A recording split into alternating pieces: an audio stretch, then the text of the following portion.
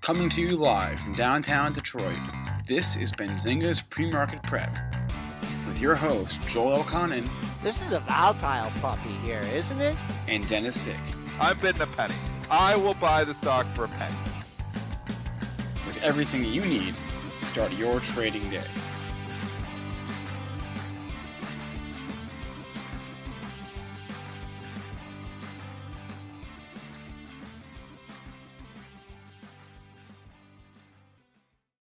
Good morning, everybody. Happy Monday. Hope you all had a great weekend. Welcome to PreMarket Prep. I'm in a nice dark office. It's a Monday morning. The lights are off, but I'm bringing the energy. We got a lot to talk about today. If you are in the UK, I want to hear from you in chat. I want to know what your experience has been like for the past 3 or 4 days trying to get gas, because there is a gasoline shortage over there. I want to talk about that. I want to talk about Friday's close. I want to talk about the fact that it's the last trading week of the quarter, end of Q3 window dressing, question mark. Maybe I want to talk about Tesla testing full self-drive in some vehicles. We'll take questions from our chat. Tim Quast will be on at 8:35. Matt Hammond will be on at 9 talking IPOs. So a lot to get to on today's show. Before we go to Joel, quick things that you can all do. Number one, smash that like button right there on the screen. Number two, I will remind you that tomorrow, right, Joel? Tomorrow, 1 to 1:30. Joel with Gene and a mystery guest. PreMarketPrep.com. And also this week is our next small cap conference. Go to bzsmallcap.com. Link is up on the screen. URL is up on the screen. We're talking healthcare stocks, 2 whole days of healthcare stocks, biotech stocks, Wednesday and Thursday this week. bzsmallcap.com. Check it out. I'll be there. You'll be there as well. All right, let's bring up Joel's charts. And Joel, or unless you want to tell us how your weekend was first. Weekend was good. Well, we could talk a little football when Triple D. He's making some football predictions. Oh, I'm right here. We can talk it right now. We might as well just start. I'm right here. That's an unbelievable. The Lions just find a way to lose. So now I'm officially predicting the 0-17 season, the first ever. I mean, we took the 0-16 season, so we might as well have the 0-17 season as well. There's no possible way to lose that game. You know, the game was over. It was over. So, I mean, this is bad teams find a way to lose. And this is why I don't watch Lions football anymore, because it just upsets you. And there's just no reason. I get enough upset with my Oilers hockey. I don't need my Lions football upsetting me too. So that is unbelievable. Anyways, replay it all, Spencer or Joel, so the Lions fans who are the people who don't watch Lions football can get a feel for just how much, not only how bad the Lions are, but how unlucky they are as well. Spencer, you can go ahead. And, all right, we'll do this quick, and then we'll get to the stuff you guys came. It's now stocks and jocks. Basically, it was the end of the game. The Ravens were driving, and the play before the second to last play of the game, there actually should have been a delay of game penalty, but they didn't call it. So the last play of the game, because the Lions, last play of the game, the Ravens kick a NFL record 66-yard field goal. It goes doink off the crossbar and in. And I've never seen that before. No one has. It was an NFL record. And it would only happen against the Lions. There is no way it would happen against any other team. Joel, thoughts, concerns? You're saying the Lions will not go 0-17. Oh, they're not going 0-17. Well, I mean, it's a bold call. No.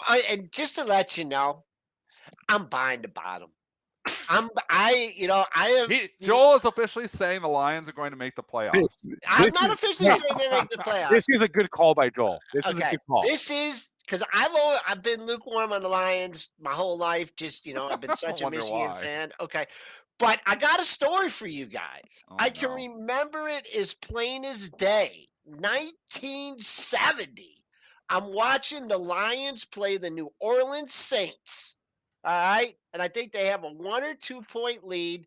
Last play of the game, they bring out Tom Dempsey, okay, who had a half a foot.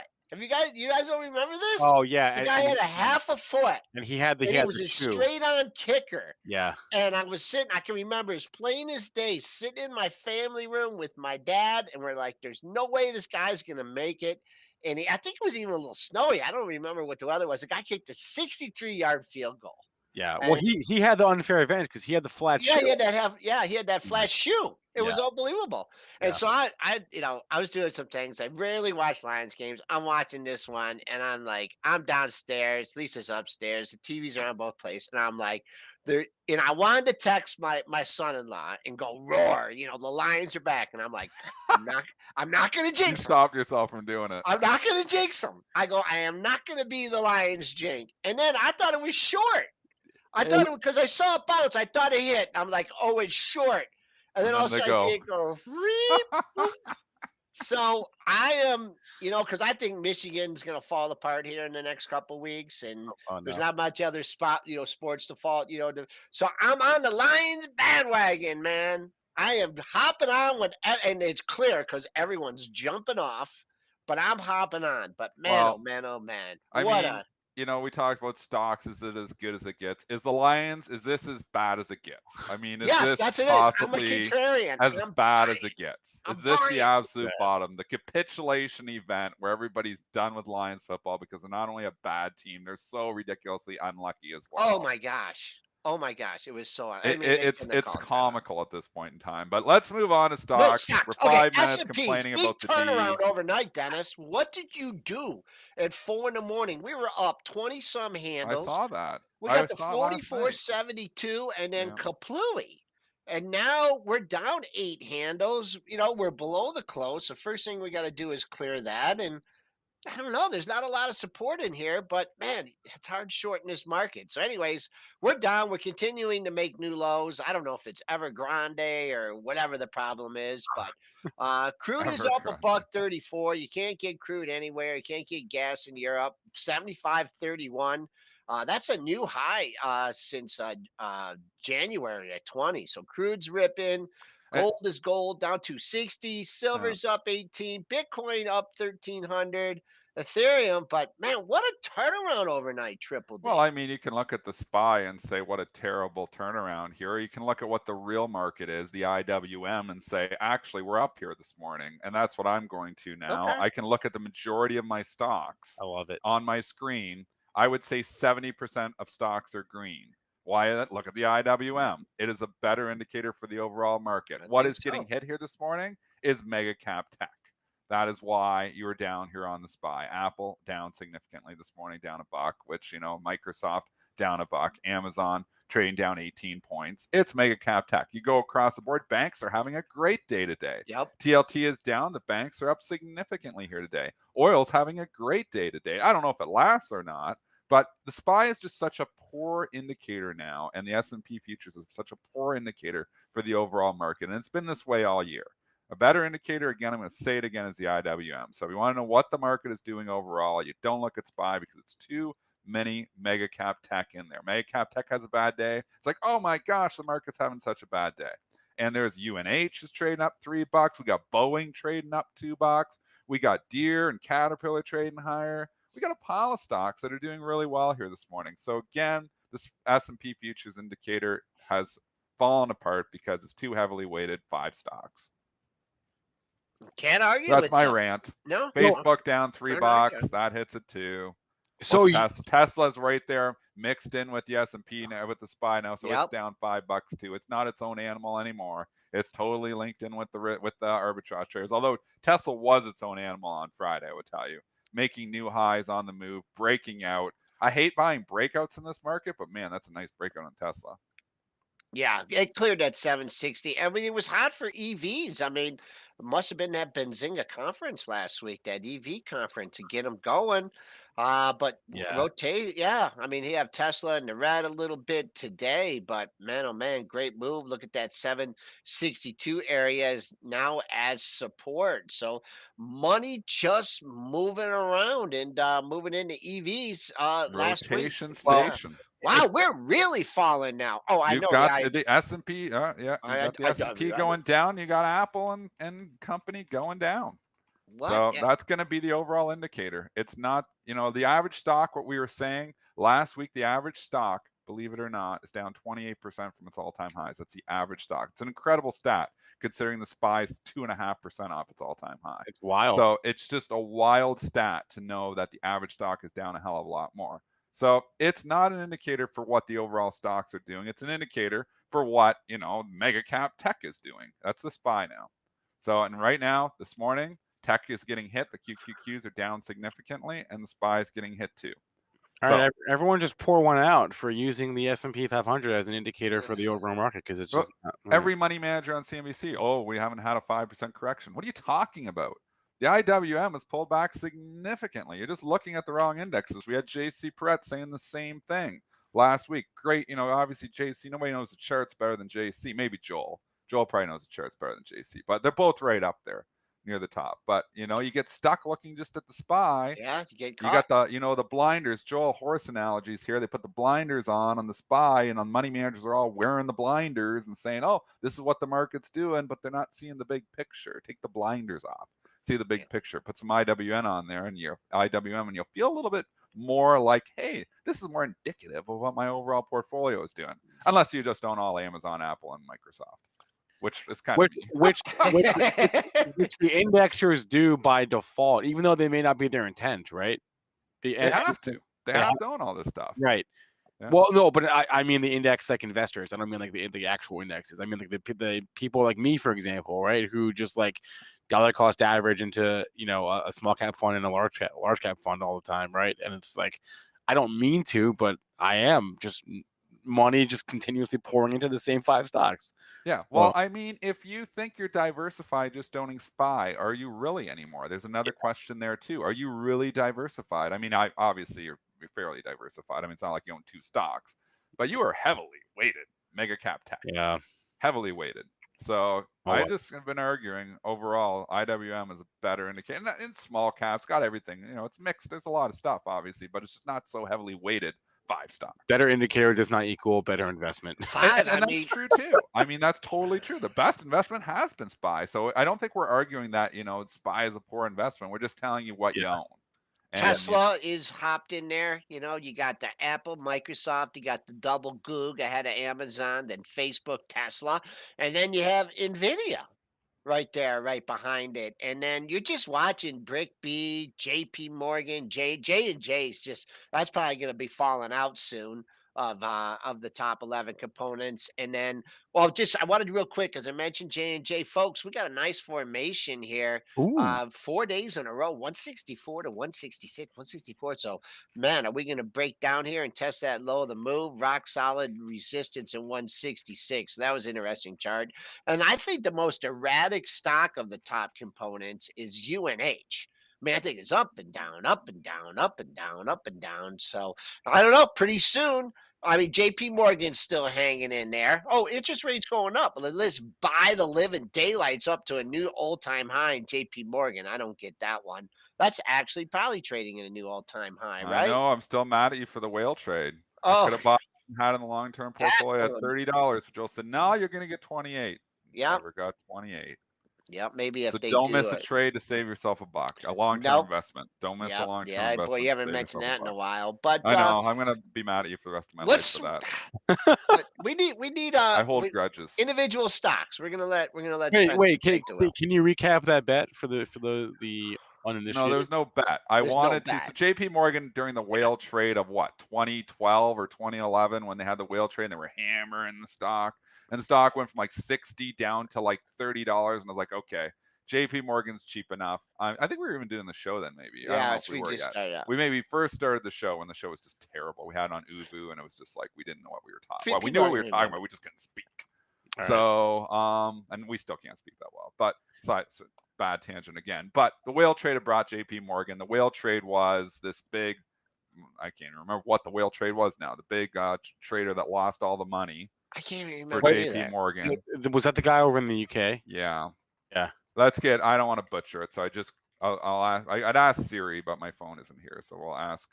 His name was Bruno Ixel. Yeah. He was over in London. Yeah. He lost $2 billion. Yeah. And JP Morgan was eating this. and they were hammering the stock for it, and they brought it down, from like 40 down to like 30.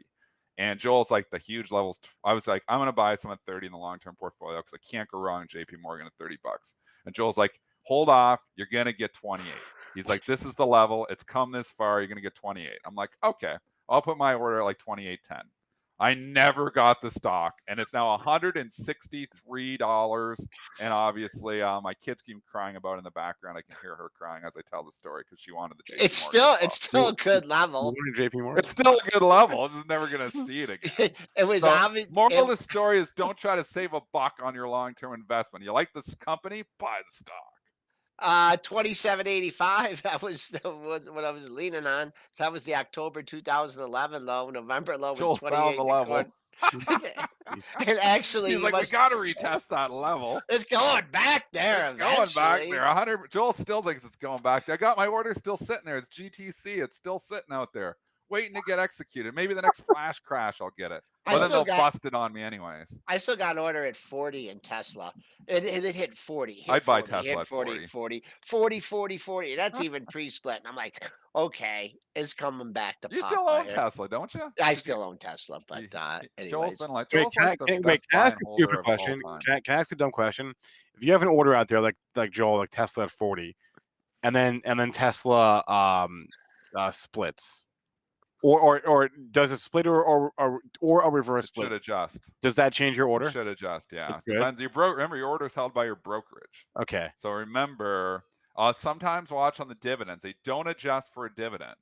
So that's where people get screwed. They're like, oh, they have their order sitting out there, and the stock goes X dividend. And they're trying to say 25 cents. It goes X dividend for $1. Like AFG today is X dividend, for example. There's an adjustment there of $4. So it's not 132.40, it's 128.40. So on some of these, they adjust the close, but they don't adjust your order out there. So you got to be careful on some of those. Good to know. But on splits, they should adjust. The broker is supposed to adjust those orders.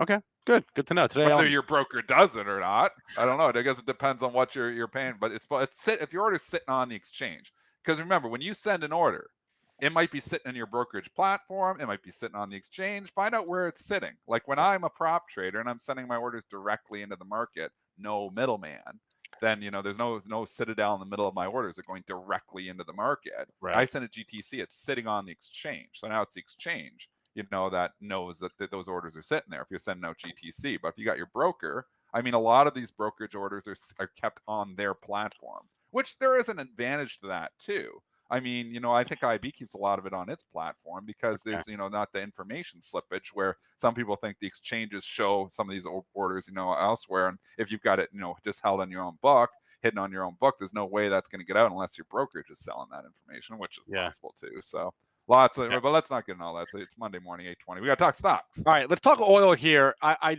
as I said off the top, I want to know if you're over in the UK, what your weekend was like, because there is a shortage of truck drivers, and therefore there is a shortage of fuel being transported around the country. BP has said around 30% of their gas stations, petrol stations in the UK have run dry. There was another stat that I saw that said between 50 and 90% of gas stations in major cities are dry.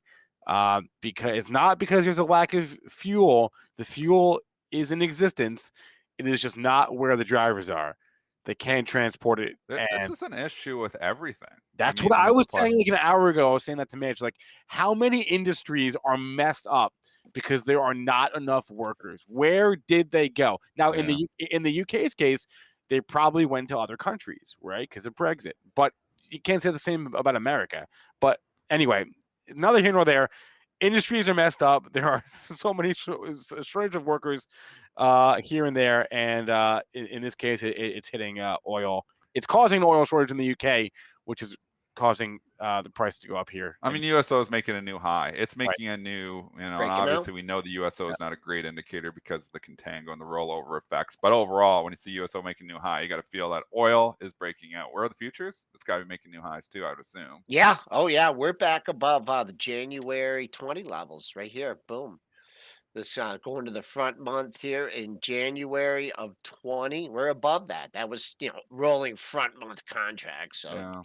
it's always hard to determine exactly. But I guess 76.22 bases the rolling front month contract. That's a high. Current high is 75.5, up a buck 50. So going back to your basic supply and demand, Exxon Mobil getting off the mat, still not performing like oil is, but still look how far this off the high of the move, Dennis. I mean, you think you got room up to 64.93 on a swing trade here, 58.70, up a buck 11. So if you want to There's room. It's ran yeah. for a few days here. I'd wait for a pullback now. I know overall I have no oil in my long-term portfolio, Yep. but I'm still, we've got a commodity trade going on though.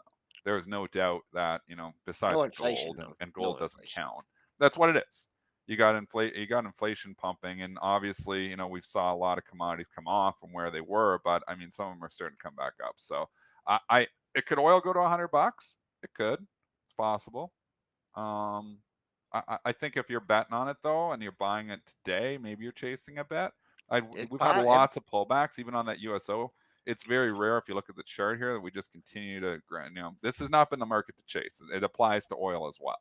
So I'd wait for a pullback first, just like my Cleveland Cliffs, that I just bought. I waited for a pullback, and it had a significant pullback here, but it came back down in support.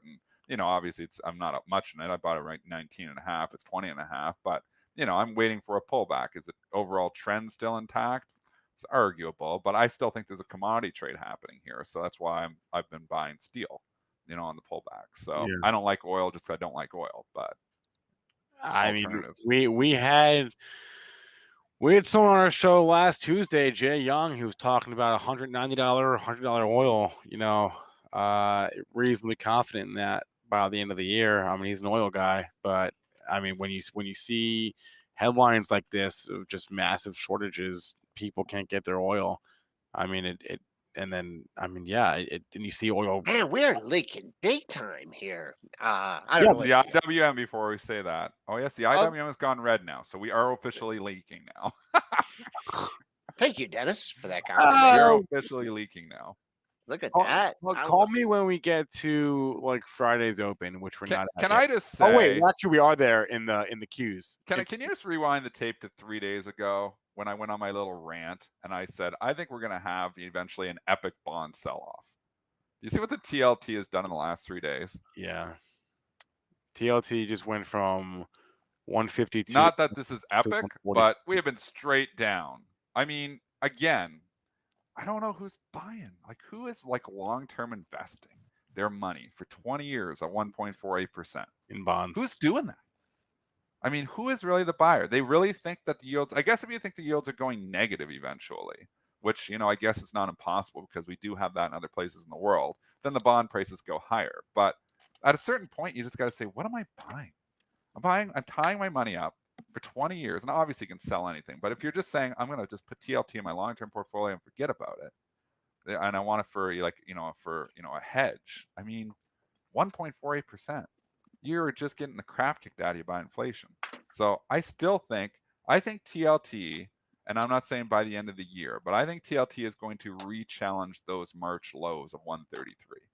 I think it is. And, this is the start of the sell-off. I think you get a rally in TLT. I think you sell the hell out of it. I think if you're loaded up in bonds and you're thinking, oh yeah, I'm safe in bonds, I don't think you're very safe in bonds at all. And I do think inflation is real. I don't think it's transitory. And I think you got to position yourself for, the possible continued rise in prices. And that's why I've started, buying certain commodities and stuff for that reason. Chat's asking, I don't think the Fed is still buying bond ETFs. That was like a thing. That was brutal. That when they were physically going out and buying bond ETFs, it's just getting over. That hasn't happened, I think, for like a year, I think. I could be wrong, but I thought that they're still buying bonds, but they're not buying the bond fund. Somebody said 120 billion a month. I don't know if that's correct or not. You read something on Twitter and you don't know where they get those stats from. There's so much, information out there, and you don't know what is like actually real and what is not. But 120 billion a month still buying. It's just unbelievable when you think about it.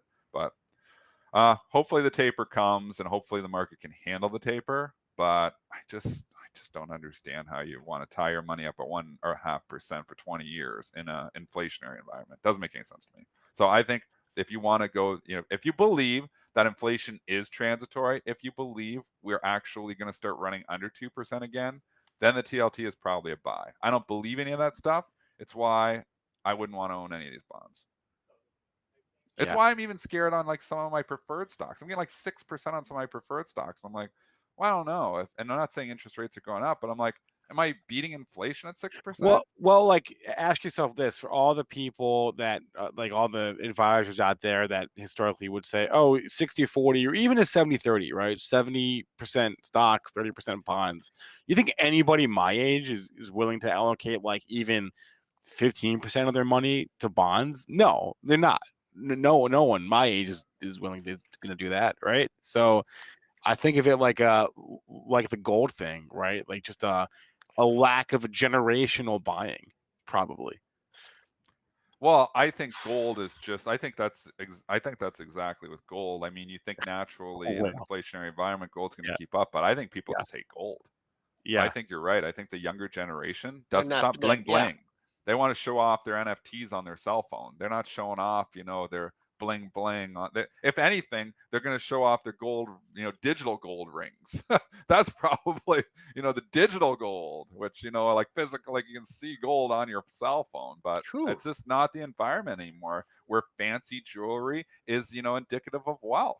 It's, it used to be like, oh yeah, I'm a wealthy person. I have all this fancy jewelry and I want to show off. I mean, it's not the case anymore. It's a different world. So you look at gold and you think, I don't know if I want to own gold. I own almost no gold.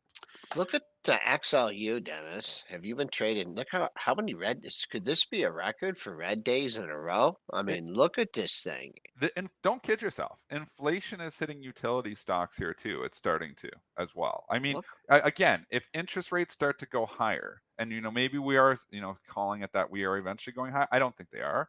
But if the market thinks interest rates are going higher, utility stocks are less attractive because obviously you're getting XLU, you're getting a 3.04% yield.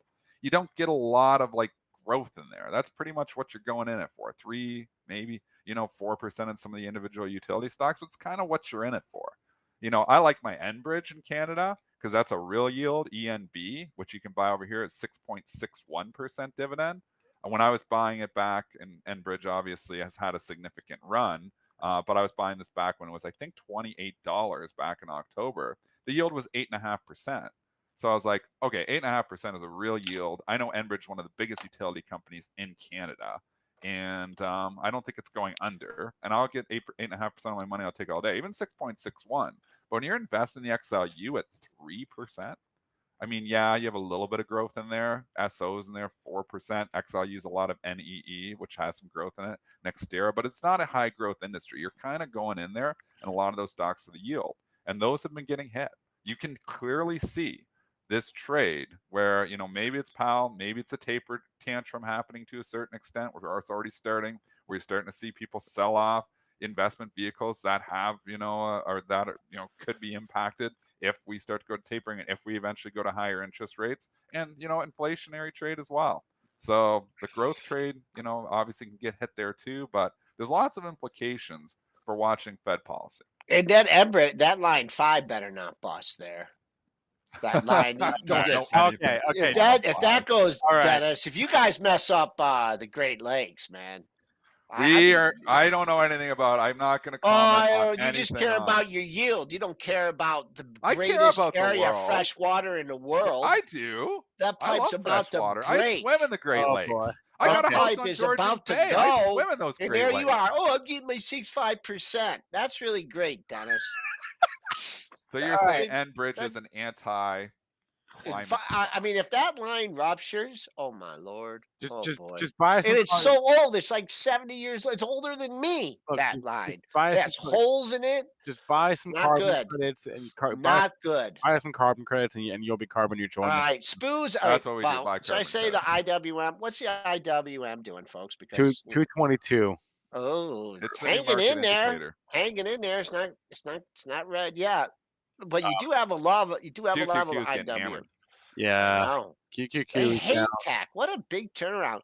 Keep an eye on 221.65 for IWM, the only index that matters. Using That should be a down. new that should be a slogan for them.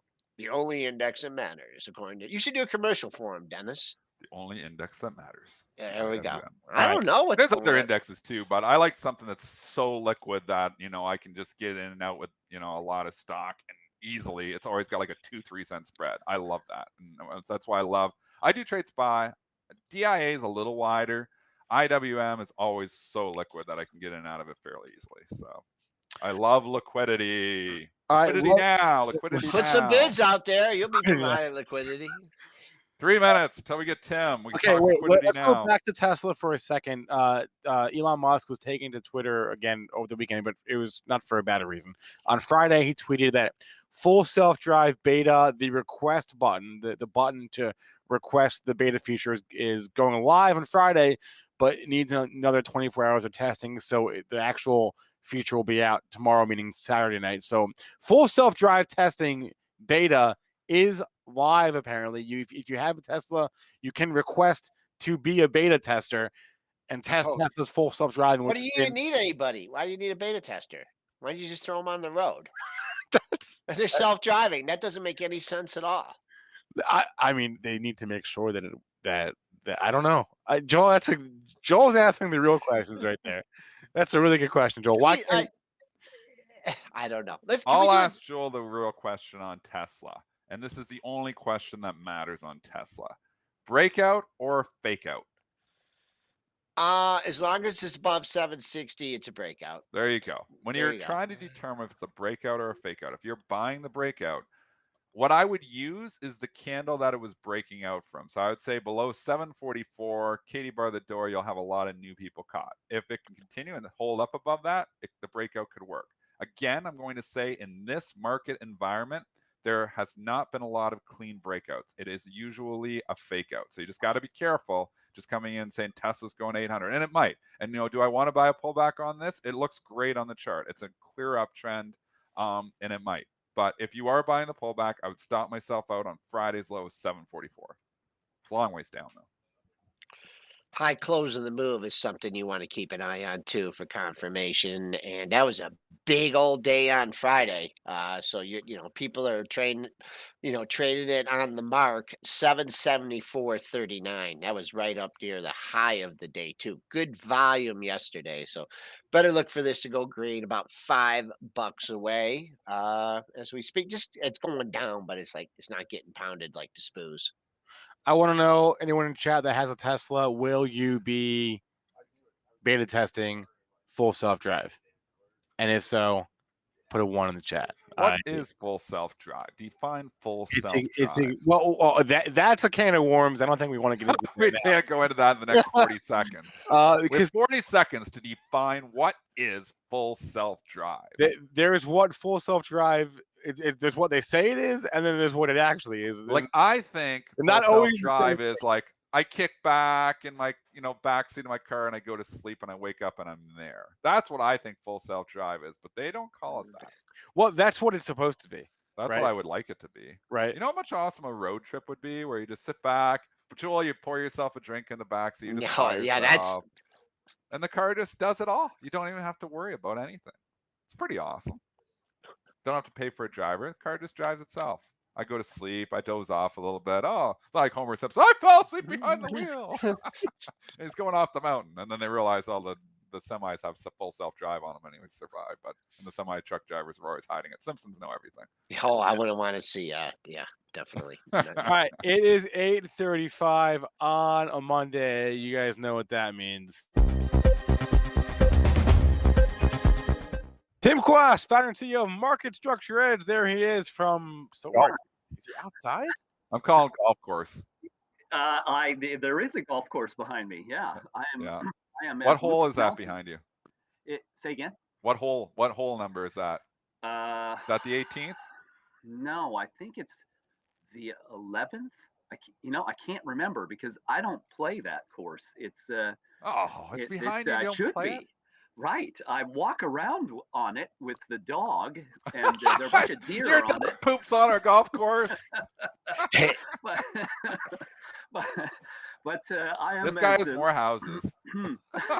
If I was golfing, you would on that hole. You would not be sitting there.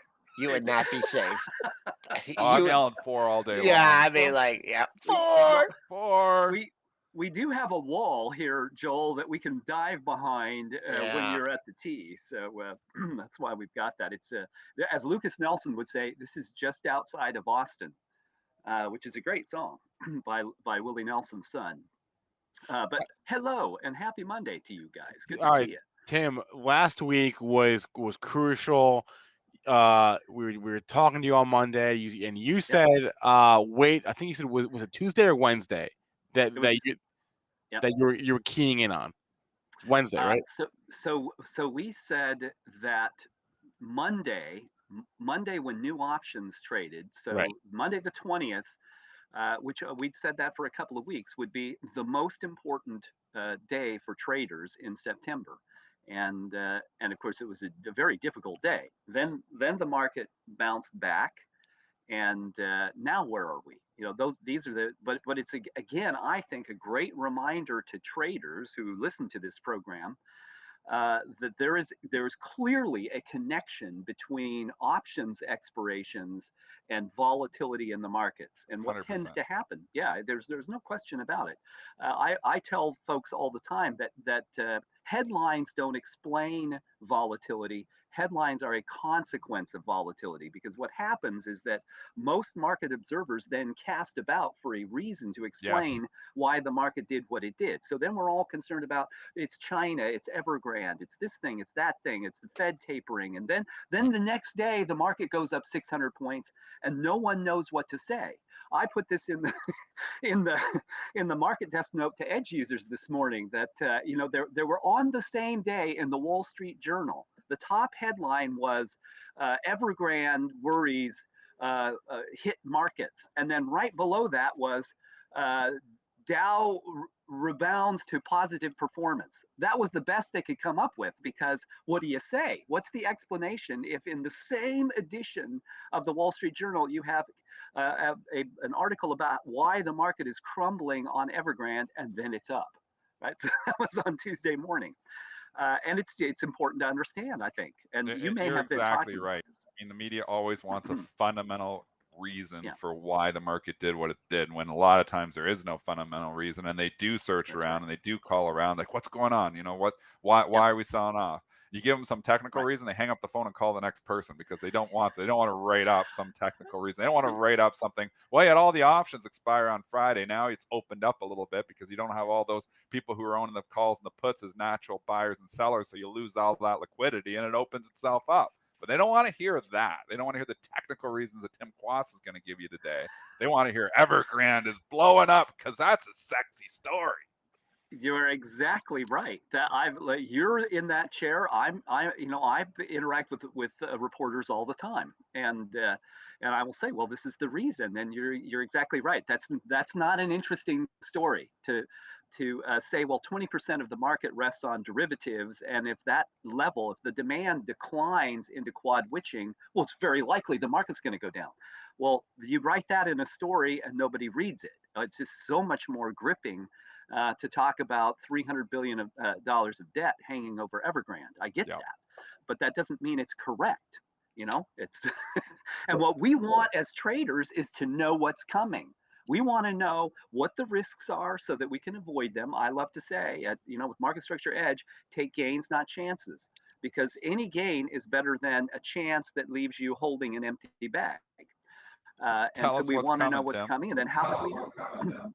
Well, month end, in this case, quarter end too. Month end and quarter end window dressing. It's very important to understand this. And once again, the media tend to gloss over this and ignore it.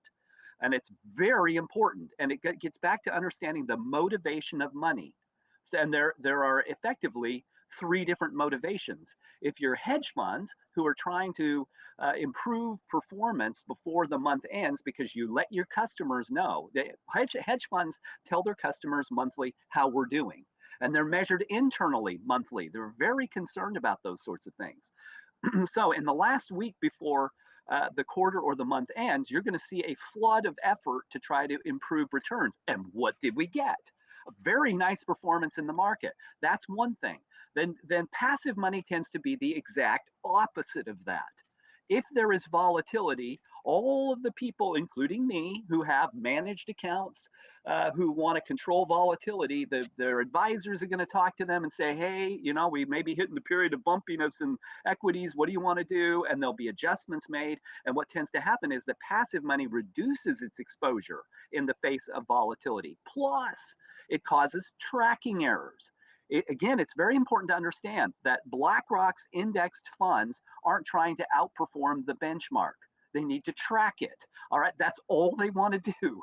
And so if that becomes more difficult into the month, or into the end of the quarter, they're going to reduce their exposure to anything that it contains volatility. I'm telling you, that's what's going to happen. So it's important to understand why. Well, there's a T+2 window. It used to be T+3. Well, tomorrow is T+2 to the end of the quarter and end of the month. And if you want to have everything done, if you've got a lot of money to move, that's when you're going to begin, because you've got to be finished. You don't want something hanging out over the end of the quarter and the month that might come back to bite you. Good point. So that's what's going to happen. So what does that mean for the markets? Well, I've been saying since a long way back, but let's just go back to September options expirations a week ago, because thinking, as George Santayana said, who was really, what was it? Jorge Agustin Nicolas Ruiz de Santayana y Boras. That okay, is you're going George over my head now Santayana. for sure. Yeah, George And Santayana I'd hate to write was that on my school paper. Okay. So he was, he's a philosopher, but he wrote in 1905 in Great Ideas of Western Man that those who cannot remember history are condemned to repeat it. So you're lucky, traders, that we're only thinking about a week or two or three or four, because that's how we think. All right. So what we want to be aware of is, what was the money doing? Well, I think the money told us, and we've been writing about this, that it's shifting away from things that have more risk into things that have less risk. We've talked for 9 months about the great rotation to value, but it hasn't happened. And I don't know that it will happen, but I think the data are clearly telling us that tech is going to get more risky because it's more volatile, and things are going to shift to things to the kinds of exposure that offer less volatility. Good to know that in advance, traders. You have a short window. I would say you have 2 or 3 days at most to trade those tech things that you love. I sold my Fortinet on Friday. I mean, it's a great run. I got great gains out of that stock, and sentiment's still rising. It's a good thing to own. However, context matters. If I know that the money is beginning to be concerned about volatility, what will be impacted by that? Well, all the stuff we love: Fortinet, Palantir, Tesla, the FANGs, all that stuff will, and it'll be too late by the time it arrives. You want to be ahead of that, and that's how you avoid forgetting the history and repeating its mistakes. But Tim, I just want to ask you about last week, because you did say you were keying on. I'm pretty sure it was Wednesday was the day that you were going to key on, as sort of like whatever happened Wednesday was going to determine your stance here for the near term. So, So knowing what happened throughout the back half of last week, I would take it that you're feeling pretty good here.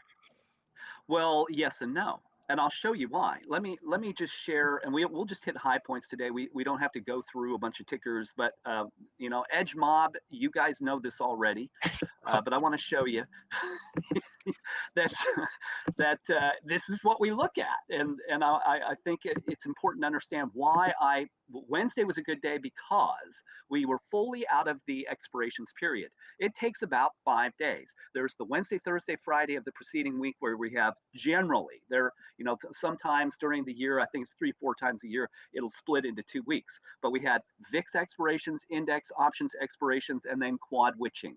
Right. Those were 15th, 16th, 17th. Then we have the weekend. Then the 20th were new options trading. We could already see declining demand for those. Well, then we fell off the cliff with new options. Then on Tuesday, we call that Counterparty Tuesday. It's the day every month when the banks will true up their positions. So once that gets sorted out, then Wednesday tends to be the reality. and markets took off. That's hedge funds saying, okay, we're in the clear, we're going to make a run at things. And if you're watching, that's what you want to capture. So that's what I did. So I have Wednesday, Thursday, Friday, pretty good days to trade. I had some broad exposure to the Dow, a little less to the NASDAQ, because that's where the money's going. The money's going into blue chips. But now I told traders, this is going to be a very short cycle, because we've got hedge funds who maybe made up some ground with some heavy leverage, but we're going to have passive money turning cautious.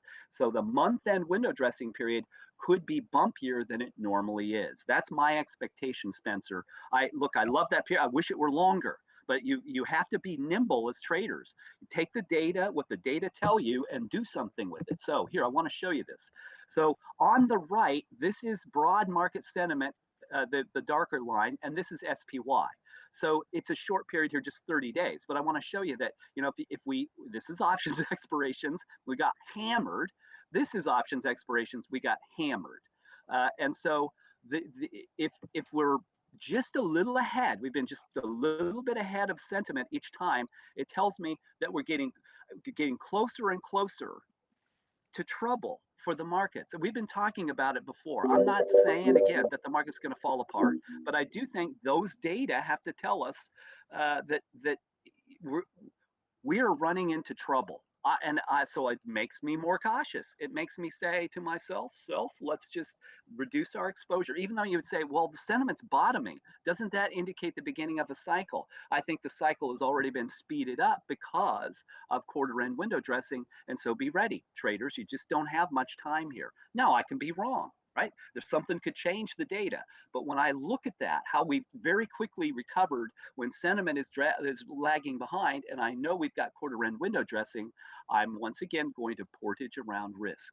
That's what I like to do. Tim, we have the end of the quarter on Thursday, right? And I know there's some options expire with that. And then we have obviously the weekly options and the monthly options expiring on Friday. Is that what makes you think we're going to see a little bit of more volatility? I mean, when is the last time you've seen that, and what can you draw on from that past experience? Yeah, so there's a huge futures contract that expires on the last trading day of each month. We've talked about this before. Now, the head of equities at Franklin Templeton told me, I wish the market for my passive money would be closed every day of the month except the last one, so I could true up all my tracking with futures and then avoid all the volatility that erodes how we track the broad measure.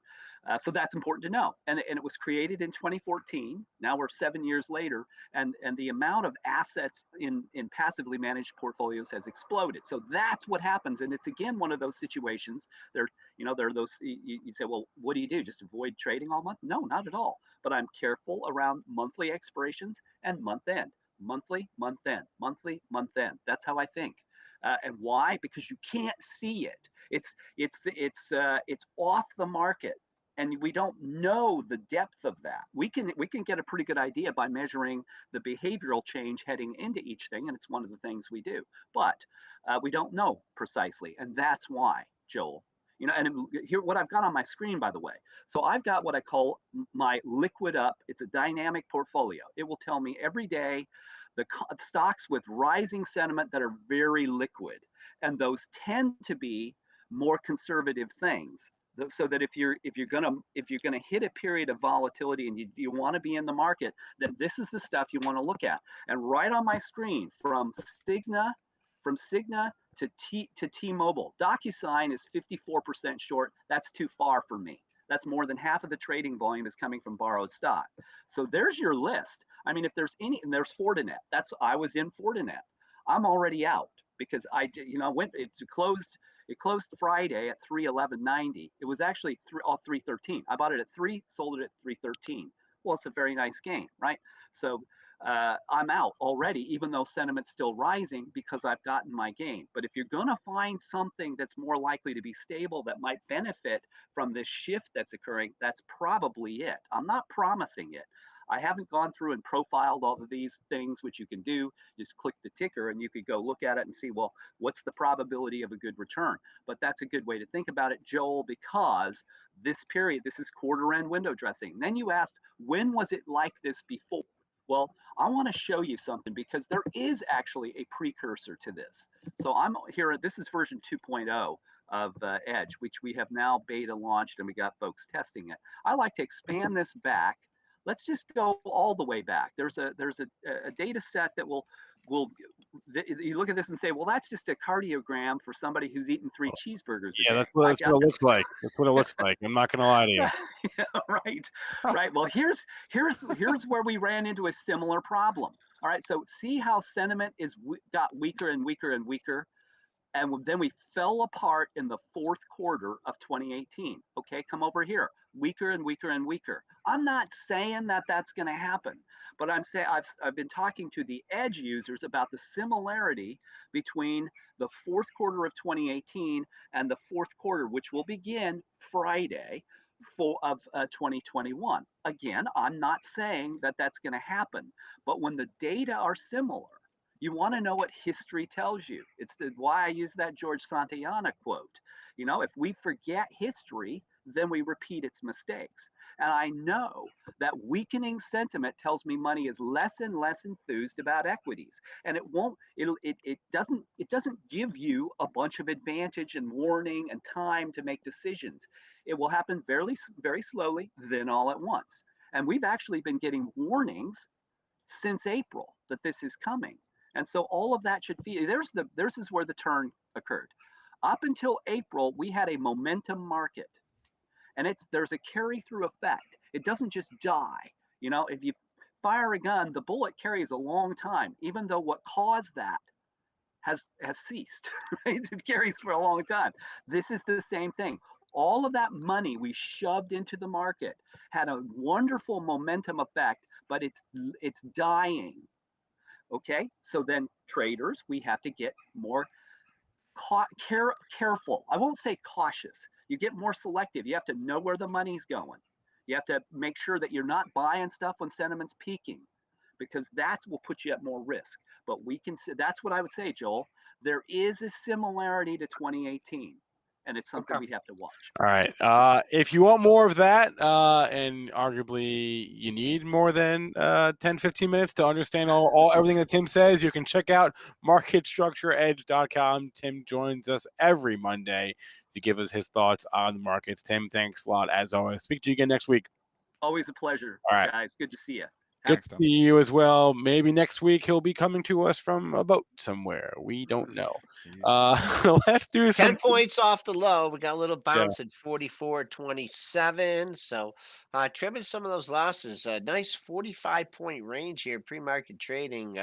Expected 9-day average range 58.25. So all right. Let's see how they dress them up or dress them down. Let's do some ticker time. Okay, fine. We will look at FedEx first. I've seen that in there like 4 times today. FedEx. Let's look at the FedEx chart. They had earnings last week. So several people keep talking about FedEx. So here, but 100 points off the high. Drop your tickers in the chat right now. I will say it's 100 points off the highs now. So the highs that we set back in April, May. I sold this thing around 260. I bought it a long time ago at like $90, and I was finally just thought it got overdone at 260. 226 here now, so it's below where I sold it, but I don't know. It's like in the middle of nowhere, Joel. I'd love to. I think there's value here in FedEx, but I don't know. And obviously inflationary pressures here too. I mean, they're trying to pass some of that through by raising prices, which they recently did. I think, you know what, it is oversold, but to try to just call the bottom and catch the falling knife, I don't want to be the person to do that. Wow. I mean, this has thing been assassinated. Yeah, I mean, in this kind of scenario, you can always lean on the low of the move, right? And which is the low of the move is right now. Now. And you got to risk down to you got to right here. Friday's low is 26.60. You know what? I don't know. I mean, if I'd say right here, you need to risk down to 217.5. That's your next monthly low. But it feels like maybe everyone's out of the pool here that wants out because you had the big down day after earnings, then another down day, and then wow, another whack on Friday on big volume. So 217, and that's even not even half back of the move. Now they're having problems with staffing too, right? Did it Yes. is that another Yes. company that Yes.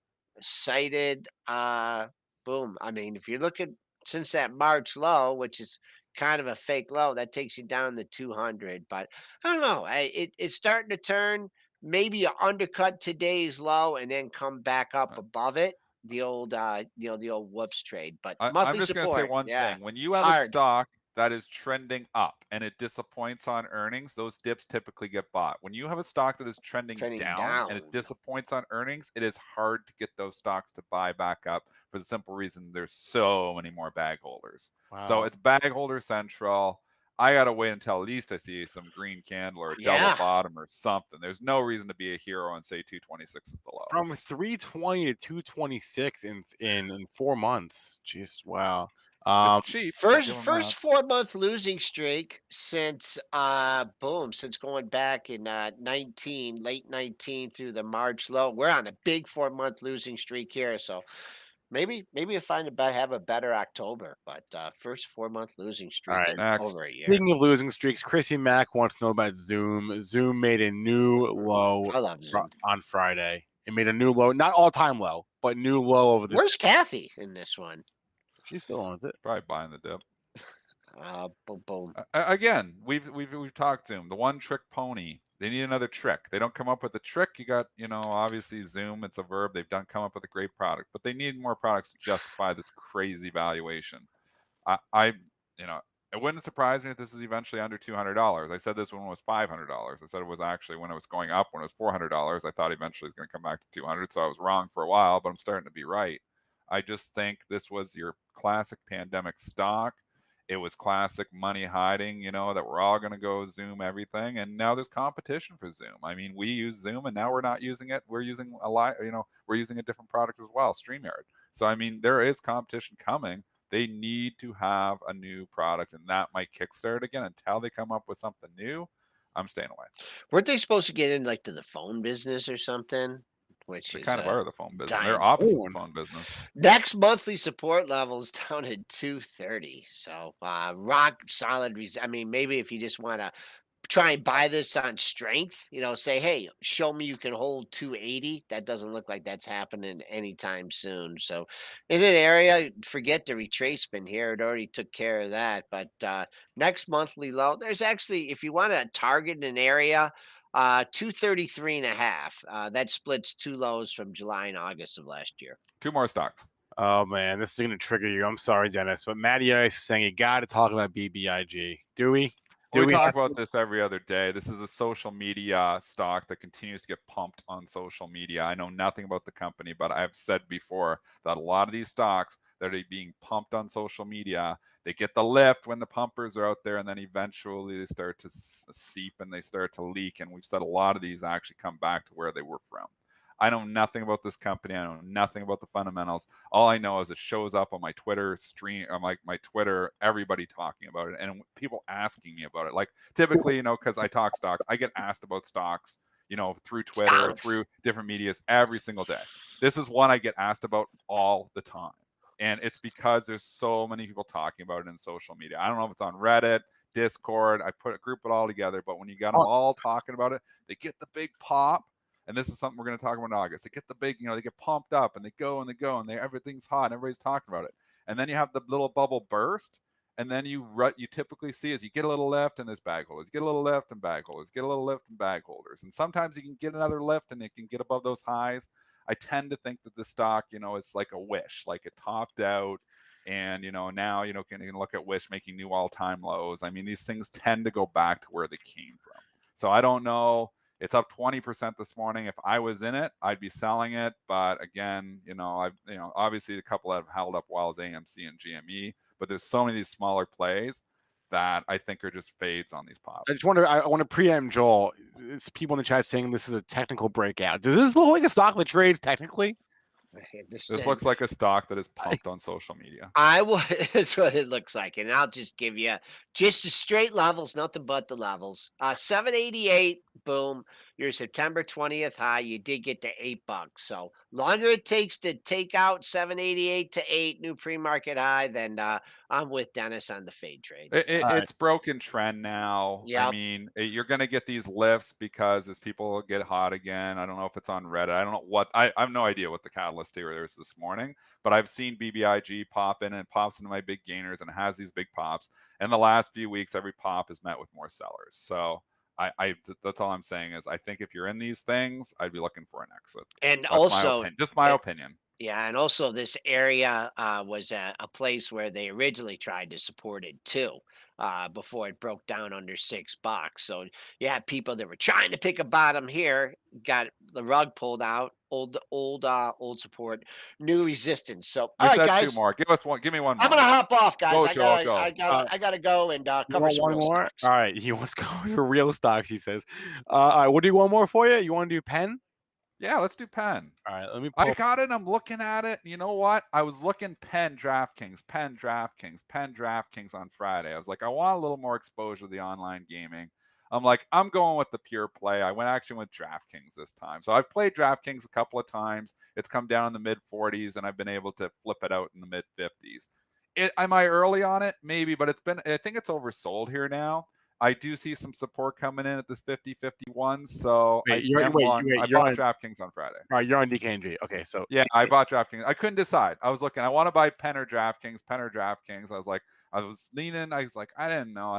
Anyways, I wanted some more exposure here, just in my swing and / long term. I'd love to hold DraftKings in my long term portfolio too, but the valuation kind of gets me there. So I just think it's oversold. And yes, I am trying to catch a falling knife. So this is not a smart trade. You bought on Friday? That's I bought off these lows, and if Joel was still here, he'd be seeing there's a lot of lows that we had back in August, 50.72, 51.17. Yeah, I'm saying it's first time down here. I think it could bounce out of here. So if it starts to cut under 50, I'll cut it. So this is why it's a swing trade. So if this thing doesn't respond well here today, I'm looking for a nice response here in the next day or two. I'm looking for it to get support where it got it back in mid-August. You see all those lows I'm looking at?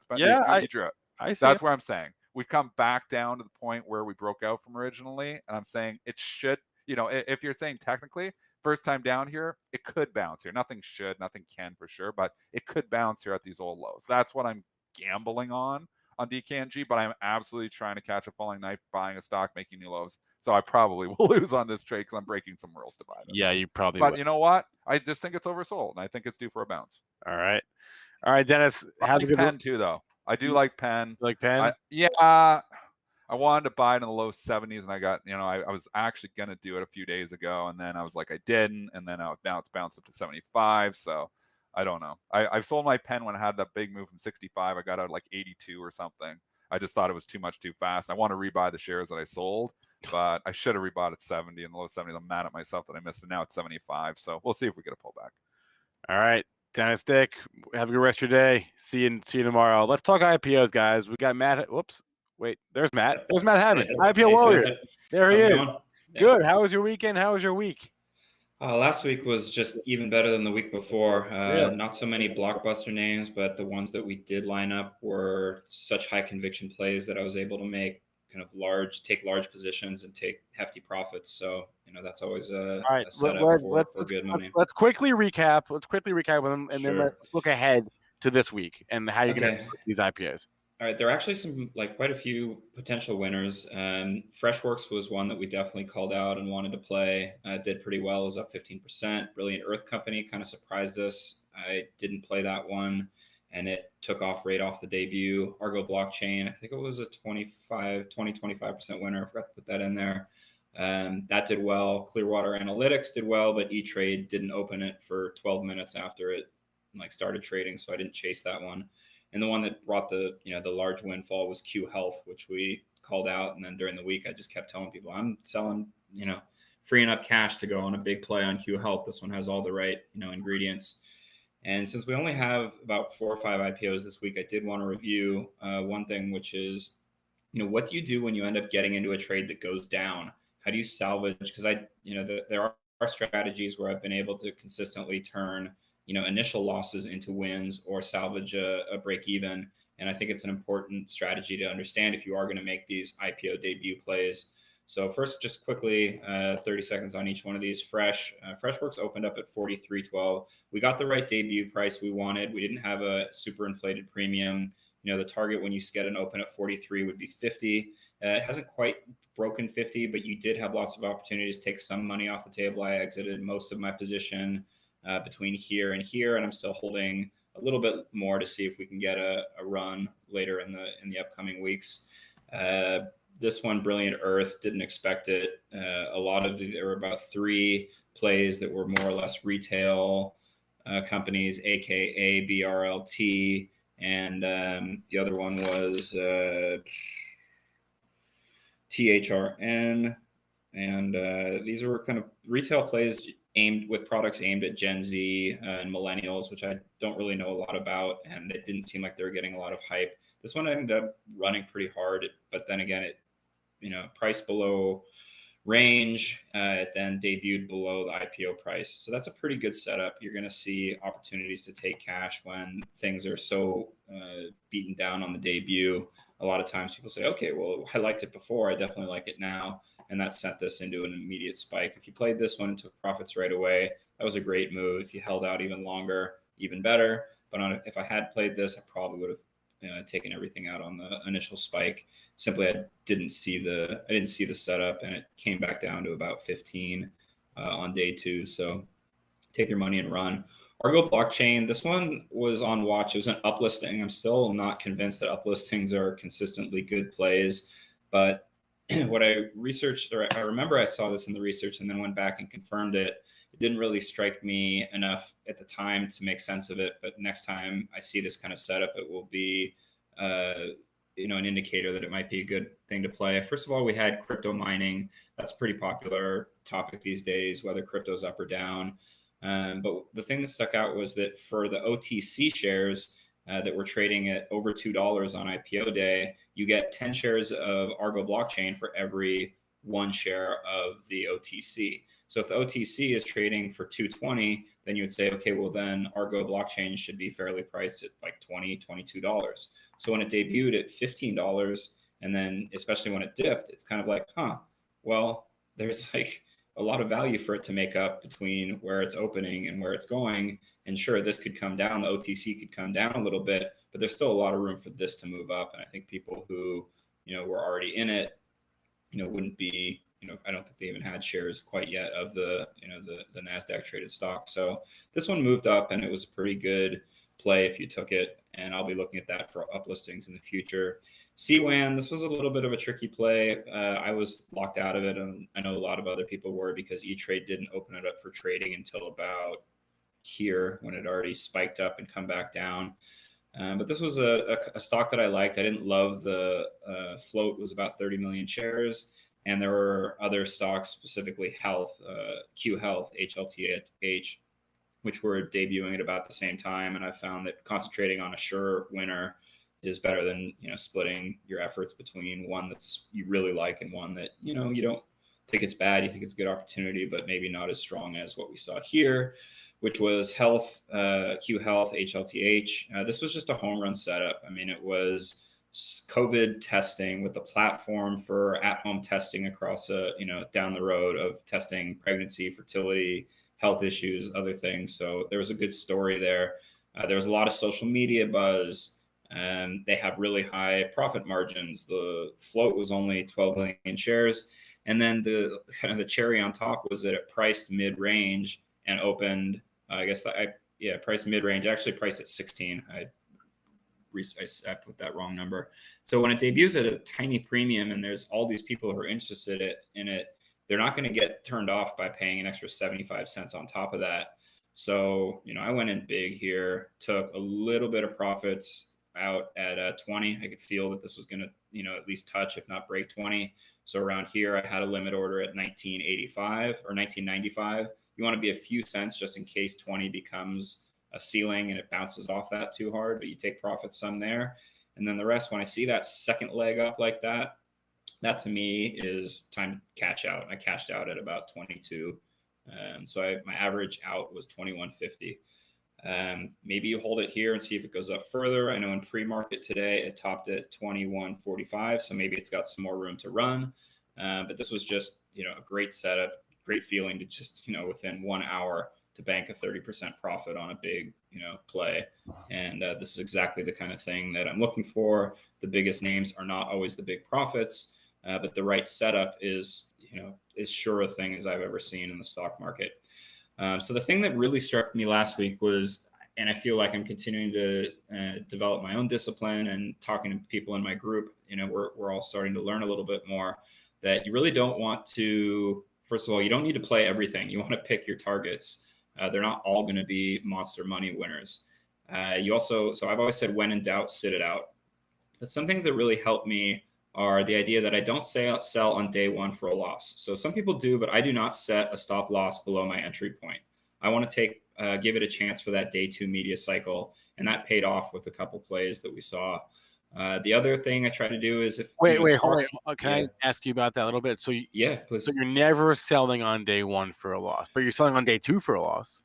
If I have to, or I will sell for a slight loss. And I'll go through 3 examples from last week that kind of show this. Ideally, I've stayed out of things. I think of pure play IPOs, the only one that really just gave me no quarter was Copang. And the key statistic that I missed there was that they had this 5-day lockup period hidden in the S1, that if it priced it, it reached a certain price over the IPO price, which it did on the debut, that, a huge number of shares could be liquidated within 5 days. And that plus I read later that day of the IPO that they had kind of treated they didn't do a normal distribution of the IPO shares to the institutional buyers. They handpicked their favorites. And I think that the other institutions said, all right, we'll forget you. And I think they're still being punished. I mean, the stock debuted at something like 65 and is now trading under 30. And it was pretty much it's the only one I've seen that absolutely tanked the whole way. I mean, there was no way to turn it into a profit. And every other one has shown this kind of, even when they dip hard, they baseline and then they tail up, maybe not to the debut price, but pretty close, either at the end of day one or in the opening hours of day two. And that's, the other ones that have kind of hovered below have later, a month or later, when the media lockup period, the press release lockup period or silent period expires, then they've come up. We're talking more about, these are generally happening on the blockbuster IPOs, the ones that the brand names that you've heard about. It's almost like an Icarus effect where they fly too close to the sun. They've hit this melting point right on the debut, and then they just crater. So no, I don't use stop losses for day one. Okay. I will use stop losses to exit for a win. I love the trailing stop loss. But if you average down at the baselines, you can often get your price point down to a level that it, reaches that when it rebounds at the end of the day on day two. The hardest thing is that it's hard not to get greedy when it starts coming back to break even. You think, oh, maybe it'll run again. And we saw with stocks like Unity and C3 AI, they did big tanks off the debut on day one, and they rebounded towards that debut price at the end of day one. And then on day two, they climbed up to my entry point, and I got out for like very small wins. And then they just C3 AI went from like, it debuted at 100, dropped to like 90, came back to 100 in the first, 20 minutes, and then ran up to 130 later in the day. So you kind of kicking yourself, but at the same time, I've seen more often than not, it just touches and drops. And that's just the worst feeling, to have been able to have gotten out for a non-loss. So you've just, with the exception of Coupang, you said you've generally just avoided IPOs that have just tanked off the open. Yeah, I mean, things like, first of all, I think if it has the signs that show that it's going to tank are things like a really high float. So that's, to me, something I'm always very cautious of playing. And other than that, if the float's not out of control, then you really want to watch for, ridiculously high premiums. And that's what I'm going to show you here that we saw. I think when we show the examples, it'll be a little more clear what I'm talking about here. But I've taken very few losses, and the losses that I did take, the other two kind of that are burned in my head are Bumble, where I had 2 or 3 days where I could have gotten out at a profit, but I was on vacation and being stubborn, and ended up holding beyond the period where I could have taken a profit. And then Coinbase, which wasn't even an IPO, again, it went up off the debut. And I said, okay, well, I'm going to sell some of it as an IPO play, and I want to hold some of it. So I did take a win on the shares that I played for, off the IPO debut. Okay. Debuted at like 385 or something. I sold it 400 and then 420. And then I wanted to hold the rest because I thought, oh, maybe this gets like social media buzz and becomes a meme stock or something. Instead it just crashed, and then they did a private placement, and it was a meltdown from there. But it wasn't the IPO play that went badly. It was the long-term play that didn't work out. And then the last thing is like these, especially if it's not a super big name, if it's a name that I've played because I like the way the company sounds, they have good financials, but it's not a brand name. It's not something that a lot of public trader or retail traders are aware of. Some of these were like Duck Creek, DCT, I forget some of the others, but some of these have they've gone down like $1 or $2 from the debut price and just kind of held there. And then when the silent period expires, which is about 30 days, then they, often report earnings at that point. Analyst coverage comes in, and then we see like people wake up and like, oh yeah, no, this is a good, strong company, right. and then it'll make its run. So I have gotten bailed out, later on some of these silent period ones, but that's not typical to even Bumble. If I had held out, a few more days, I got fed up and went into Roblox, which worked out really well. But even that, once it released its first earnings, had like a brief spike back up to the debut price. So that silent period lockup is kind of like the last bailout. And if I'm still stuck after that,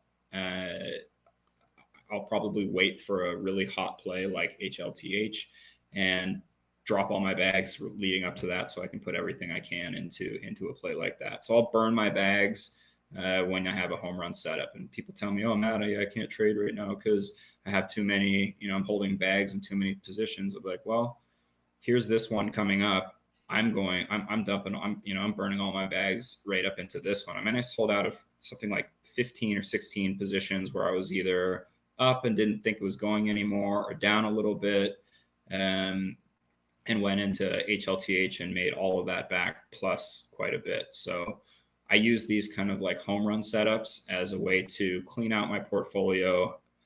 You end up, holding the bags and selling, especially in this kind of trading, you end up holding the bags and selling the winners off. And after a while, your whole portfolio is just red positions where you're down, and usually not much, but where you're down and you're like, wow, these aren't going anywhere. If I'm only like 5% down, but if I take out this money and put it into a play where I'm going to probably make 20 or 30%, that's a great opportunity to free up your cash. So Toast was a really good example. Toast debuted, I think that, the IPO range started at like 32, 34.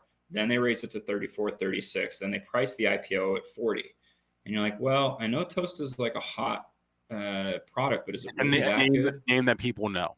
Yeah, it's a name that people know. A lot of people like it. It's, kind of fintech, being compared to Square. Right. And I was kind of like, well, maybe if it debuts in the kind of like low 50s, it's a good play. But then it, the indicator started at 60 and got moved up and then 65, you're kind of like, wow, is there that much demand? Did I really miss something? Or is this way too, is the price way too high? So I ended up playing this one, but I kind of undercut the bid, but even then I undercut it too high. But then, and as we sort of after the fact can say, oh yeah, well, it just, dropped. It wasn't moving up. There's no more room. There are no more buyers that wanted to pay upwards of 65. And it kind of like very quickly did these kind of spike recovery, but no recovery, just to VWAP. So it just stayed below VWAP all day. But the thing to do if you can discipline yourself on this type of play is to buy up on these dips. So 60 was kind of like the baseline at the bottom. And if you picked up a few shares down here, you brought your cost average down to say 61, 62, and then at the end of the day, it runs back up to 62. You can take profits there. You get a little spike right here. And one thing I like to do when I'm trying to get out of a position where I'm stuck is instead of using a trailing stop loss, set your target with the limit order. It'll help you, if you get it, especially on day one on a little spike, if you get out there, great. You say, okay, well, I set it right at or just maybe a little bit above or a little bit below, depending on what you're seeing in the level 2 data. You set your limit order to just bail you out. And if you get that spike, which you often see in the final minutes, you're happy, you walk away and you go to sleep, nicely that night. I ended up having to hold through the day 2 media cycle and was able to get out. I think I was at 64.55. I ended up taking it out at 64.25 or something. So I took a slight loss. That's okay. I could have held for, I think it touched just under 64.94. But the point is, don't be greedy. Don't expect this to keep climbing. If you see this morning spike, which is what I'm looking for to get out of, just get out, or you're going to get hurt. So when day 2 is a disaster, try to average down your position and look for that end of day run or that day 2 media cycle. And more often than not, I would say 8 times out of 10, you're going to get the opportunity to take, to kind of pack up your bags and, gracefully exit the, And what about those other 1 to 2 times? I mean, it's coping, and you take the loss, and you just say, well, screw it. And then the other, I've played 100 or so IPOs and had one one bad loss, and the others, I've had other losses, but they were all, had I followed the strategy, would have been fine. I think the other bad one was Abcelera, ABCL, and that one actually, I broke my second rule of trading these, which is don't chase. If I don't get the debut, don't get back in afterwards, because it opened up, went up into a halt, gave a great, an easy 10% exit. If you traded out of that halt, I said, oh, it's hot. And I bought out of the halt, and then it went down, and I didn't average down. I didn't get out on day 2 when I could have. It was just, I broke my rules and I paid the price. Here's another good example of one where Engage Smart, I like this company, I like this stock, but I didn't like the debut price, so I just sat it out.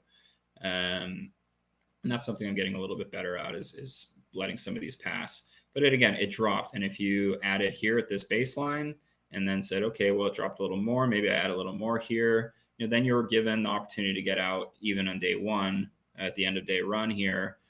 Day 2, you'd have been feeling a little bit of heat there. But if you really held out, if you didn't, say, well, I'm taking this loss, you were given a chance to actually take a nice win. It'd be hard to, hold all the way past this spike and drop. But, there are opportunities. And once you've played enough of these, you start to realize, wait, this isn't going to crash down that far, right? But then we have something like this one, which was really like Remitly. This is one where you just had no real opportunity to save yourself. Maybe you can average down here, but then you're still having to get out at a loss. It just never came back. But this wasn't a stock that you should have played. It opened at a really high premium for a company that isn't really that interesting. And this is where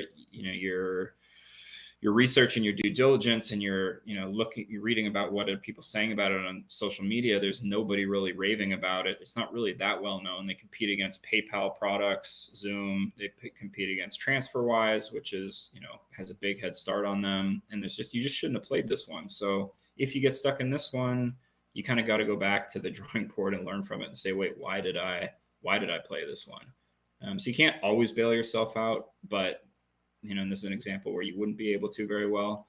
But I guess there was a spike here right at the end of the day. If you had averaged in right here and just said, okay, well, I'll take whatever I can get right here, maybe you save yourself, but you're not always going to be able to. I wish there was just a magic, pause button, or, to turn off the game when you're losing. But I just want to be real that there are a lot of opportunities to save your position. This is one where you just got yourself into a bad play to begin with.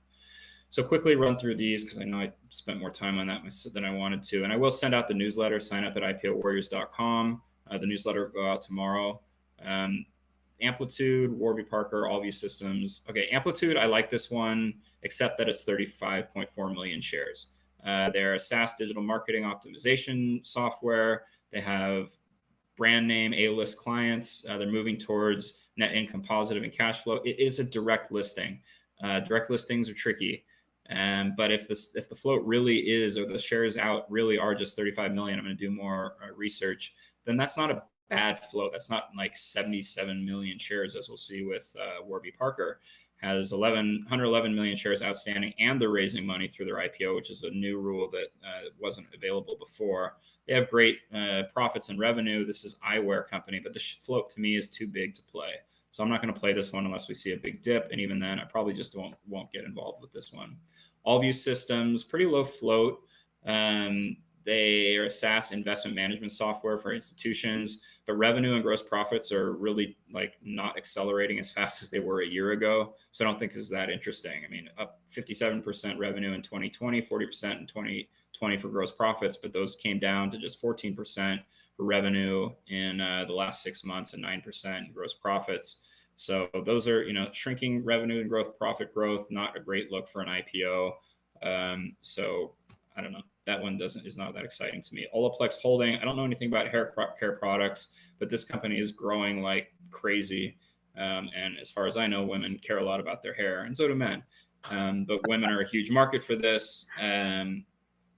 But the purpose of the IPO, as stated in the S1, is that investors are wanting to cash out. So, when you've got wait. Yeah. That was stated in the S1? Sorry, not in the I can't, and I read it in another article, but it said that, the purpose of the proceeds, or like the reason is like basically, they don't say it. Holy red flag, Batman. Wow. Yeah, they don't say, the investors want to cash. They say like existing shareholders, desiring to liquidate assets or something. Oh, you don't say that part out loud. Okay. Yeah, they have to. I mean, they're like, but there is in the S1. What are you going to use this cash for? Why are you doing this? And they're basically saying, well, we're just selling because we want to make money, take money out. So when they're doing that with 67 million shares, it's like, that's a lot of, when an IPO has any kind of float, you don't know what's gonna, how many of the shareholders are going to be holding. This one, it seems clearly they said, hey, who wants to sell their shares? And a bunch of people put up their hands. And, that to me, when it's 67 million shares, is time to say, I don't know anything about this IPO, but even if it was not to, give liquidity to existing shareholders, 67 million shares, I haven't seen any with that, that many shares do particularly well. There's just not enough demand to outpace supply. First Watch Restaurant Group, some kind of breakfast, lunch, casual dining restaurant, based out of Florida, rebounded from COVID, but still like facing headwinds. The financials for the previous 12 months mean nothing because they're all ending June 30th. So you're talking about June 30th, 2020 to June 30th, 2021 versus, a previous 12 months that includes, 4 or 5 months of COVID lockdown. Mm-hmm. So those numbers might look impressive, but they don't mean anything to me. A low float of 9.4 million shares. I just, it's a restaurant group. I've never even heard of this. So I'd heard of Dutch Brothers, and that was, but that was coffee. This is breakfast and lunch. And the last one, Healthcare Triangle Group. This one's being offered on Webull and elsewhere. Cloud data and management software for healthcare, sciences, and organizations. I mean, those are good buzzwords, I guess. The revenue's up 20% for 6 months ending June 30th. Gross profits up 32%. Those are strong numbers. Operating loss, net negative income, and negative cash flow. Those are not those are not the lines we want. The only reason to look at this one is it's an 8 million share float. So, none of the IPOs this week really stand out for me. If I had to pick one, it would be probably the Amplitude, the Amplitude listing. But this one's one to keep an eye on because it's a $5 IPO. These sometimes if they drop down to $4, everyone says, "Oh, low float, jump in, buy," and then you get one spike off the dip. You can cash out for a little 15% win, but you're not going to have enough conviction to make it more than, what are you going to play, 500 shares, 1,000 shares off of it? You make maybe 500 or 1,000, $500, $1,000. That's it's hard to justify spending all day doing that. I guess maybe it's not always, but nothing too interesting this week. I will probably continue to just manage my portfolio and get ready for some of the other IPOs that are coming. There's our That's the bell, bell. which means we got to wrap. There's Watch IPO. LTH. Interesting to see what this one does today on a carry on from Friday. Thanks, Spencer. Have a good week. IPOwarriors.com. Thanks a lot, sir. Let's wrap it up here. Once again, Benzinga Small Cap Conference, BZ smallcap.com this Wednesday and Thursday. Learn more about that. Thanks to our guests today, Matt and Tim. Thanks to all of you in our chat. Smash that like button, please. Thank you. And remember that all the information from our show is meant to be used as informational purposes, not for investing or trading advice. The stream is going to end. We're going to do a special show today from 9:30 to 11. Neil Hamilton and Mark Petrino are previewing the Benzinga Trading School, which opens today. That'll be followed by SPAX Tac at 11 o'clock. So stay tuned for that. Everyone have a good rest of your day. Good luck at the open. Stay green. I'll see you later.